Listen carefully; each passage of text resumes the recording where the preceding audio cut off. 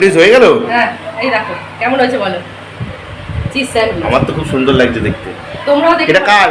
এটা ছেলের জন্য বানালাম। ছেলে আগে ফার্স্ট ছেলেকে দিই, কারণ ওর প্রচন্ড খিদে পেয়ে গেছে, অনেকটা লেট হয়ে গেছে, সেই জন্য আগে ওকে দিই, তারপরে। বাবা ব্রেকফাস্ট চলে এসছে।